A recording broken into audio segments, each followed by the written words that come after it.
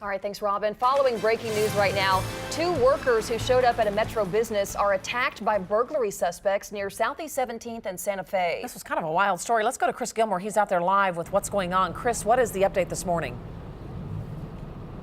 Good morning. Well, I had time to speak with the owner of the business, American Sanitation. He showed up here after he found out one of his employees was injured. It's all centered around the building here behind me. It's nothing short of an ambush. 2 of the employees showed up to work this morning as per usual. Once the male employee got out, he noticed that there were 3 trespassers on the property, one armed with a gun, according to police, and another with a baseball bat. He was chased by these 3 suspects, and we know that he was eventually hit on the back of the head with a baseball bat. His partner in the truck, a female driver, noticed all this as a witness, and she decided to pursue these people who were chasing that victim, and she ran one of them over. He was in critical condition at last check and transported to Presbyterian Hospital. The victim in this case, the male, was transported to Baptist Hospital where he is in stable condition. That's the latest update that we heard from the owner here. Here's what the owner had to say about the criminal history going on at the business in terms of break-ins. Well, they've been an issue down here for a long time. We've had just a couple of days ago, we had some batteries stolen out of some trucks. They cut their way in. People tried to get into our trailers. I've had trailers stolen out of this location.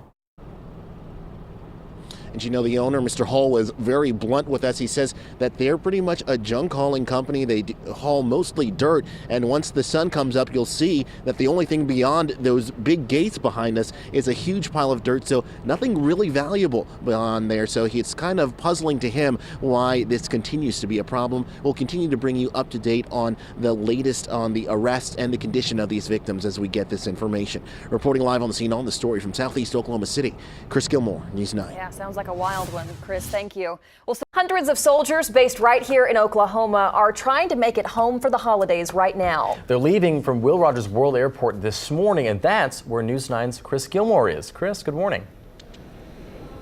Good morning, guys. We've been here all morning, and I got to tell you, there are a lot of exhausted faces here this morning, but all of them, I guarantee you, by a show of hands, how many of you are excited to go home for the holiday season? All the awake hands are up, guys. I can guarantee you that. They're going to be going home for a holiday of about 14 days to their various destinations across the country. They're all from Fort Sill, about 300 to 400 of these soldiers, and they were given a warm welcome and some warm food by the staff at the YMCA of Greater Oklahoma City. We've got volunteers out here.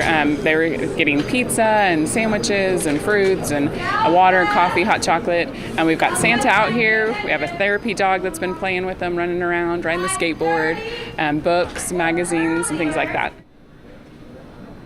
So a lot of their tanks might be running on empty, but they're full on holiday spirit. Just a few moments ago, we showed you earlier in the show, they were singing Jingle Bells with Santa. So they're definitely in the holiday spirit. The Oklahoma City Airport here, Will Rogers World Airport, actually has a YMCA Military Welcome Center here that's open all year round for those soldiers and their families who wish to take part in all these amenities that they have here to offer. The first flights have already taken flight this morning as these soldiers make their way to their final destinations. We wish them a happy holiday. Reporting live on the scene on the story right here at Will Rogers World Airport, Chris Gilmore, News 9. Breaking news this morning, an Oklahoma City police officer is recovering after being involved in a head-on crash. We were on the scene last night near Southeast 66th and Shields. News 9's Chris Gilmore is on the story with more on what led up to this wreck. Chris, good morning. Good morning. We're near that intersection right now. The female driver involved was arrested after crashing head-on into the on-duty officer. That officer was responding to a burglary call in the area at the time. We have video of the scene from shortly after the crash in it. You can obviously see all the fog, but also the officer's airbags deployed. Once officers made contact with the suspect, they determined they had reasonable suspicion to arrest her. The person that was driving the vehicle that collided with the car was found to be intoxicated. They are going to be arrested on suspicion of driving under the influence. We know that both parties involved were not seriously injured. We're still working on getting that officer's identity released. As soon as we get that information, we'll get that to you. Reporting live here on the scene, on the story in Southeast Oklahoma City, Chris Gilmore, News 9. All right, thanks, Chris.